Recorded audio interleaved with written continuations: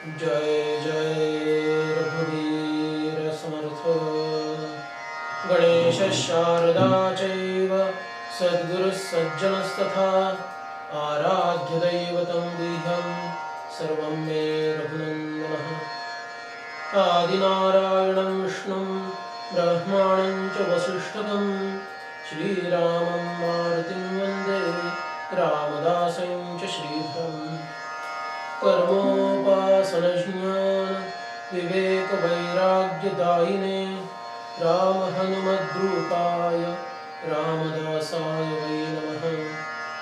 गुरुर्ब्रह्मा गुरुर्विष्णु गुरुर्देवो महेश्वरः गुरुः साक्षात् परब्रह्म तस्मै श्री गुरवे नमः। जय जय रघुवीर समर्थ सद्गुरु समर्थ रामदास स्वामी महाराज की जय।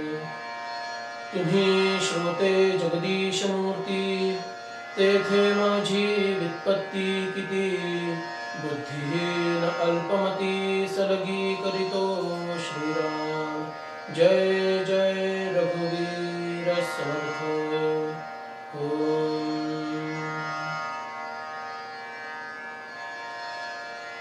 नमस्कार।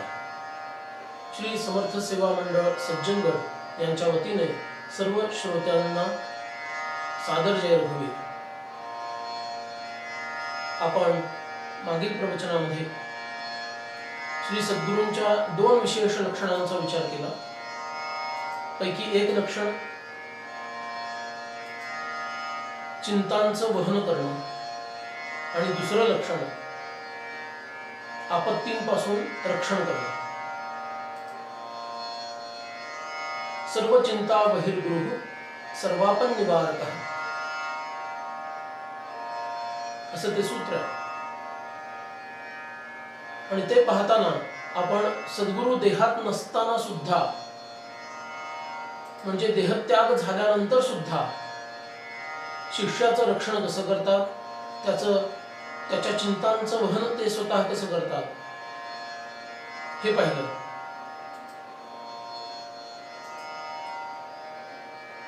ज्या स्वामी विवेकानंदांनी सनातन वैदिक हिंदू धर्माची ध्वजा पश्चिमेमध्ये फडकावली, त्यांनाही चिंता अनुभवाला आली आणि ती चिंता अर्थातच वैयक्तिक नव्हती, तर ती चिंता होती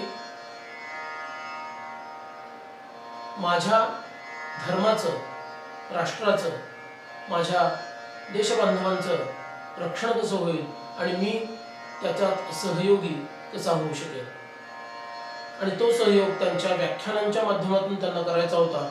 त्या बदल्यात जी काही संपत्ती पुंजी मिळेल ती देशकार्यासाठी वापरायची होती आणि त्यासाठी अनेक व्याख्यानं घेणं त्यांना क्रमप्राप्त होतं। पण ह्या व्याख्यानांचे विषय विविध असल्यामुळं काय काय बोलायचं ह्याबद्दल त्यांना चिंता होती आणि त्यांचे गुरुदेव प्रकट झाले आणि त्यांनी त्यांना वेळोवेळी प्रकट झालेले आणि त्यांनी त्यांना मार्गदर्शन केलं, चिंतामुक्त केलं। त्याच विवेकानंदांचं फार एक सुंदर वाक्य आहे, ते आपण स्मरणात ठेवलंच पाहिजे। ते म्हणतात be bold is my message to the West and even bolder to my beloved countrymen. धैर्यवान बना हा माझा पाश्चिमात्य लोकांना संदेश आहे आणि माझ्या पौर्वात्य प्रिय भारतवासियांना, देशवासियांना काय संदेश आहे, तर महाधैर्यवान बना। महाधैर्यवान बना म्हणजेच चिंतामुक्त व्हा, निश्चिंत व्हा। मानवी जीवन चिंतेनं ग्रासलेलं असेल तर ते आकुंचित होतं, त्याचा उत्तम विकास होत नाही। विकास होत नाही म्हणजे त्याचं मनही संकुचित राहतं, त्याचे विचार संकुचित राहतात, कायम भयाक्रांत राहतं। ही चिंतेची कारणात ही लक्षणं आहेत। म्हणून समर्थांनी म्हटलं होतं धीर धरा तकवा गडबडू नका, काळ पाहुनी वर्तावे सांडावे ध्येय पोटीसे। मनाश्रेष्ठ धारिष्ट जीवी धरावे. हाही उपदेश समर्थांनी मनाच्या श्लोकांमध्ये केलेला आहे.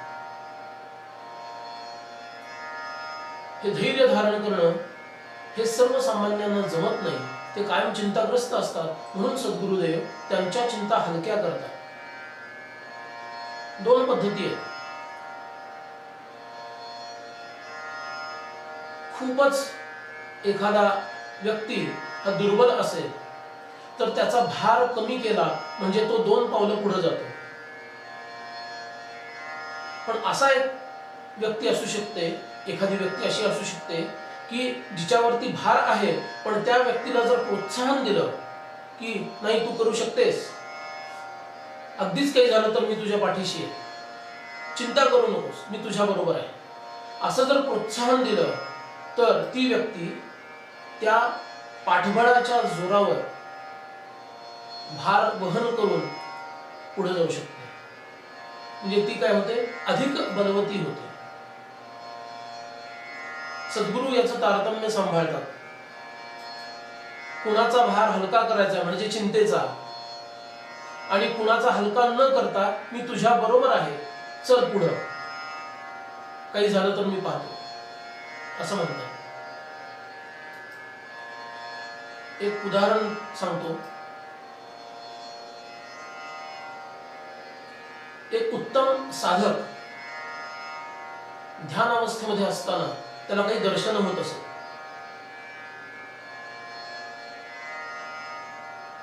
असंच एका उत्तम वेळेला खूप मन प्रसन्न असताना शांत ध्यानाला बसल्यानंतर तो खोल अंतःकरणाच्या अगदी खोल आतपर्यंत पोहोचला आणि त्याला एक दृश्य दिसलं. त्याला सध्याच्या काळात व्हिजन असं म्हणतात. ट्रान्स मध्ये गेला असंही म्हणतात. पण तो खराखुरा ट्रान्स मध्ये गेला होता. सध्याचे लोक तथाकथित साधक हे डुलकी काढतात आणि मी ट्रान्स मध्ये गेलो होतो असं म्हणतात. तो विषय नाहीये. तर हा खराखुरा खोल अंतःकरणात गेलेला असताना एकदम त्याच्यासमोर एक दृश्य प्रकट झालं आणि त्या दृश्यावरती त्याला असं दिसलं की एक मोठा भवसागर आहे आणि त्या भवसागरामधून अगदी त्या भवसागराच्या त्या किनाऱ्यावरून सद्गुरू आणि सत्शिष्य जात आहेत. पण ते जाताना दिसत नाही. त्याची जाणीव हे सांगते आहे की त्या दोघांच्या पावलांचे जोड तिथे उमटलेले आहे आणि जीव शिव असा हा संबंध आहे. त्यामुळे दोघांची पावलं अगदी सारखीच आहेत. ओळखू येत नाहीत कोणाचं कोणतं पाऊल आहे. अर्थात त्या दोन पावलांचे जोड कसे होते. एक जोड दोघही किनाऱ्यावरूनच जात होते. त्यातही किनाऱ्याला म्हणजे समुद्राच्या बाजूला जो पावलांचा जोड होता तो एक जोड होता आणि त्याच्या थोड्याशा अंतरावरती दुसरा जोड होता.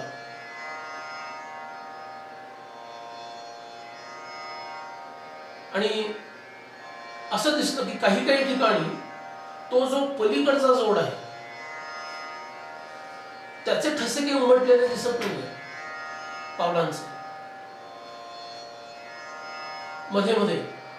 आणि काही ठिकाणी सर्वच ठिकाणी ह्या अगदीच किनाऱ्यावर असणाऱ्या पावलांचे ठसे आहेत. पण काही ठिकाणी हे थोड्या बाजूला असणाऱ्या पावलांचे ठसे उमटलेले दिसत नाहीयेत. आणि त्या घटनांकडे जर नीट लक्ष दिलं तर त्या साधकाच्या हे लक्षात आलं की अरेच्या हीच तर वेळ आहे ज्या वेळेला मी अत्यंत वेदनेमध्ये होतो, अत्यंत चिंताग्रस्त होतो, भयग्रस्त होतो आणि नेमकं त्याच वेळेला माझे सद्गुरुदेव माझ्या बरोबर नाहीत. असं कसं काय. त्याला ते राहवलं नाही आणि त्यांनी आर्त प्रार्थना केली चित्तामध्ये की गुरुदेवा हे काय आहे. त्या वेळेला तुम्ही नाही आहात. जेव्हा मला तुमची अत्यंत नितांत निकट होती तेव्हा आतून उत्तर आलं, बाळा पावलं नीट पहा. ज्या वेळेला फक्त पावलांचा एकच जोड आहे अगदी समुद्राला लागून असणारा, ती माझी पावलं आहे. आणि त्याच्या बाजूच्या ज्या पावलांचा जोड आहे ती तुझी पावलं आहे. म्हणजे ज्या वेळेला तुझी पावलं उमटलेली नाही आहेत त्यावेळेला मी तुला माझ्या कुशीत घेतलेलं आहे, खांद्यावर घेतलेलं आहे आणि मीच अखंडपणे चालत आहे. मग त्याचा भ्रमनिरास झाला आणि आतून एवढ्या आनंदाच्या उर्मी आल्या आणि त्याच अवस्थेमध्ये त्यांनी सद्गुरुदेवांच्या चरणांवर आनंदाश्रूंचा अभिषेक केला त्या ध्यानावस्थेमध्ये. तसं आपल्याला हा विश्वास जागा केला पाहिजे की सदैव आपल्या बरोबर माझे सद्गुरुदेव आहेत. ते देहात असो अथवा नसो, देहात असणं ही मोठी गोष्ट नाहीये. देहात असणं उलट एका अर्थानं बंदिस्त केल्यासारखं आहे संतांना. म्हणून समर्थांनी देह त्यागाच्या वेळेला काय सांगितलं, मी आहे जगदाकारी, दुःख करू नका, मी देह त्यागणार आहे, ही तनु कधीतरी नष्ट होणारच आहे, पण आता दुःख करू नका, आता मी फक्त सज्जनगडावर नाही तर सर्वत्र आहे, सर्व व्यापक आहे. मी जिथं तुम्ही असाल त्या ठिकाणी मी तुमच्या बरोबर असेल, फक्त विश्वास तुम्हाला वाटला पाहिजे. म्हणून मनाच्या श्लोकात समर्थ सांगतात की सदा सर्वदा राम सन्निध आहे किंवा सदा सर्वदा देव सन्निध आहे, कृपाळूपणे अल्पधारिष्ट आहे.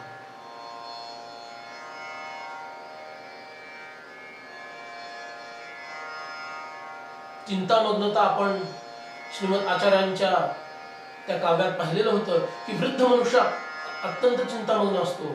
त्यांच्या काळात ते जास्त सत्य होतं. आजच्या काळामध्ये तर लहानपणापासून मरेपर्यंत सगळे चिंतामग्न आहेत.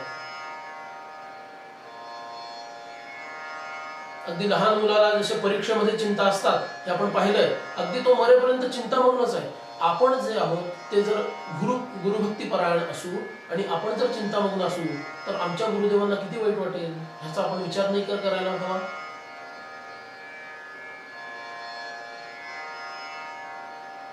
कारण गुरुदेवांचं लक्षण कसं आहे, ते एखाद्या वडिलांसारखे आहे. एखाद्या वडिलांना अनेक मुलं असावीत आणि त्यांचं मन सगळ्यांवर असावं असे ते.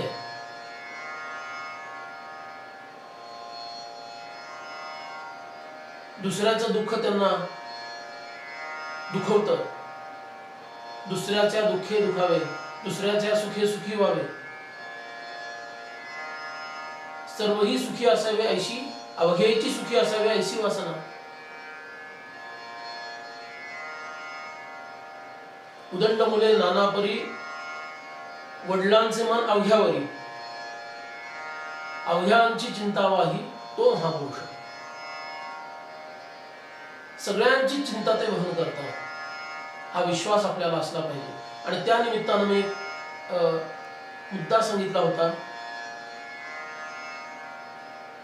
सध्याच्या या महामारीच्या काळामध्ये आपण चिंतामग्न असून चालणार नाही.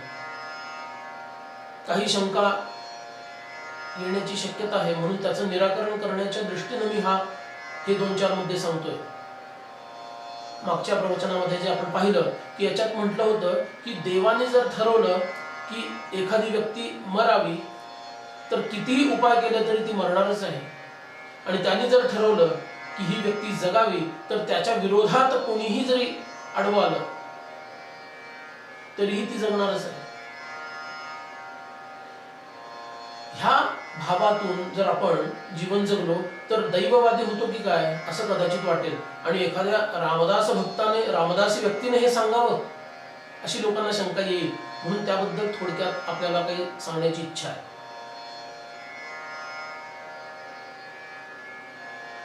हा दैववाद नाही, प्रयत्न करायचेच आहे. काल मी 2 शब्द उच्चारले होते, 2 वाक्य उच्चारली होती. चिंता करायची नाहीये, चिंतन करायचं आहे. काळजी करायची नाहीये, काळजी घ्यायची आहे. इथं दैववाद कुठं आला? काळजी घेण्यामध्ये कर्तृत्व आहेच ना, चिंतन करण्यामध्ये कर्तृत्व आहेच. मला एवढंच सांगायचंय की आपण चिंताग्रस्त असून उपयोग नाही, चिंतनयुक्त असावं.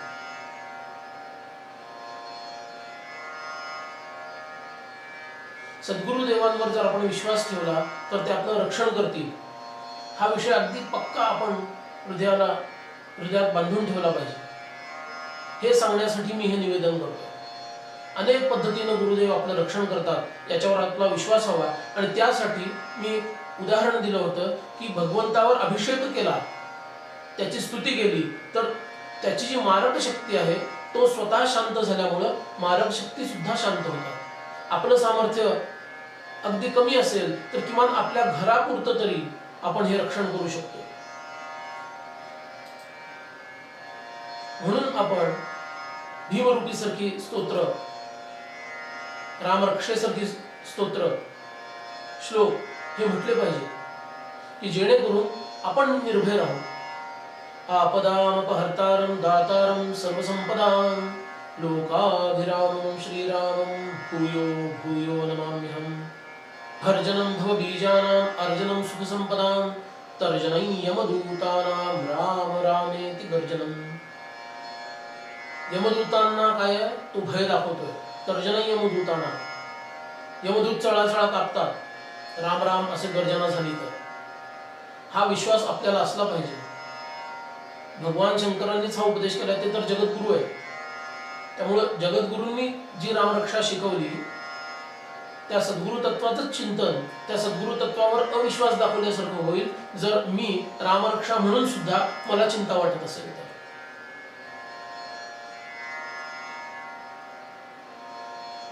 म्हणून सर्व चिंता बहिर्गृहो सर्वापन निवारकः, यामध्ये आपत्तींचं निवारण ही सद्गुरू करतात. याचंही आपण उदाहरण पाहिलं होतं. पण ह्या आपत्ती मरणांत सुद्धा असू शकतात बरं का. कुणाला वाटेल की आपत्ती म्हणजे हा काहीतरी प्रसंग आला आणि त्याचं रक्षण झालं. मृत्यूपासून सद्गुरू वाचवतात का? कारण मृत्यूचा धाक कसा आहे की तो एक निमिष सुद्धा वेळ फुकट घालवत नाही. एखादा राजा असेल आणि लक्ष कोटी कबूल झाला, समर्थ म्हणतात दासबोधात की एखादा राजा लक्ष कोटी सुवर्णमुद्रा त्या मृत्यूला द्यायला जरी तयार झाला तरी ही मृत्यू त्याला ठरलेल्या वेळेतच उचलतो आणि घेऊन जातो.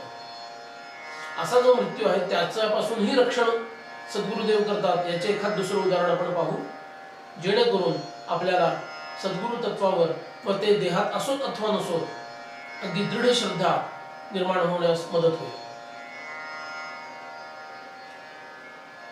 2 महिला होत्या, त्या काशीमध्ये असणाऱ्या 19व्या शतकातील एक थोर योगी सत्पुरुष लाहिडी महाशय, त्यांच्या त्या अनुग्रहिता होत्या दोघी जणी.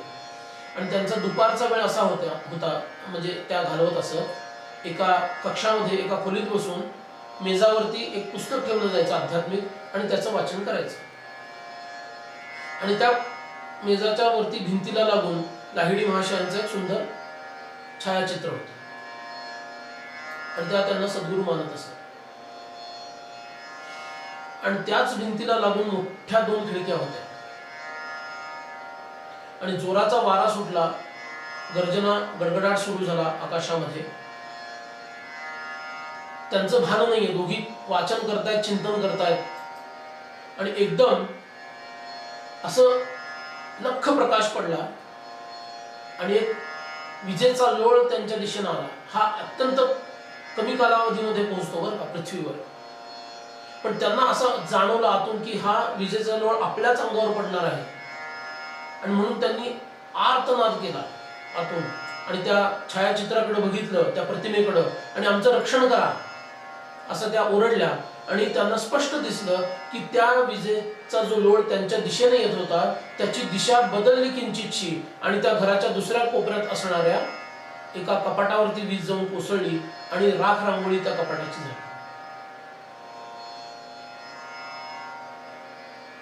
प्रत्यक्ष अनुभव. अशा पद्धतीने सद्गुरू आपलं रक्षण करतात, त्यांना आपला अभिमान असतो.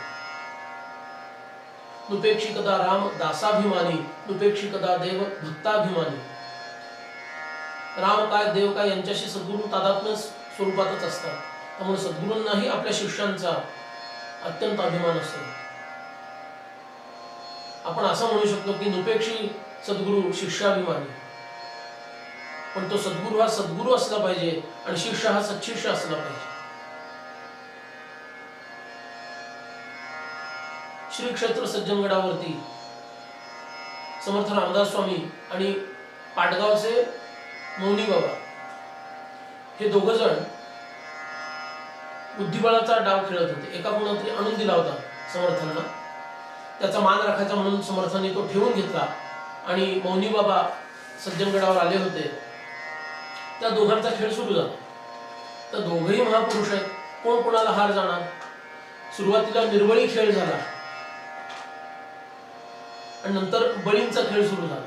प्याद्याला प्यादा मारलं, घोड्यानं घोडा मारला किंवा उंटानं घोडा मारला, घोड्यानं उंट मारला, ह्या पद्धतीनं ते सुरू झालं.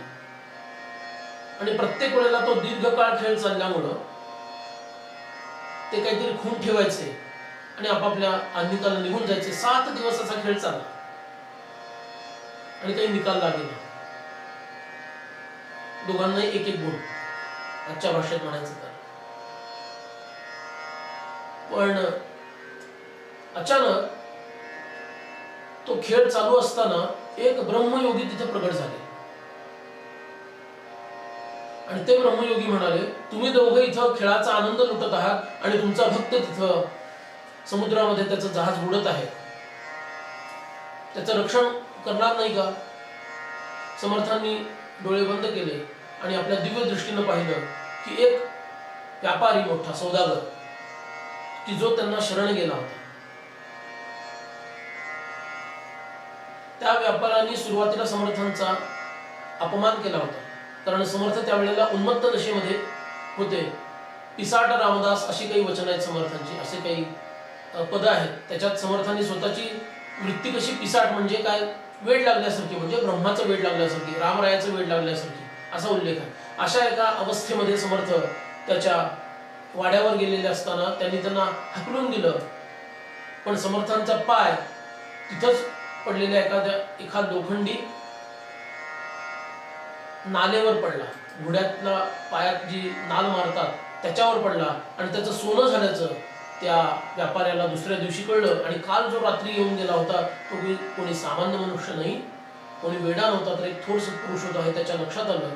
त्यांचा माग काढत तो चाफळपर्यंत आला आणि तो त्यांना शरण गेला, म्हणजेच त्यांचा शिष्य झाला. आणि अशा परिस्थितीमध्ये तो अडकला आत्ता होता की तिथं मोठं वादळ समुद्रात आलं होतं आणि त्याचं जहाज आता बुडणार होतं, म्हणून तो धावा करत होता समर्थांचा. सद्गुरूंचं लक्षण कसं आहे, शरणागताची वाहे चिंता, तो एक सद्गुरु दाता, जैसे बाळक वाढवी माता नाना यत्न करून. जैसे बाळक वाढवी माता म्हणजे जैसे बालकास माता वाढवी.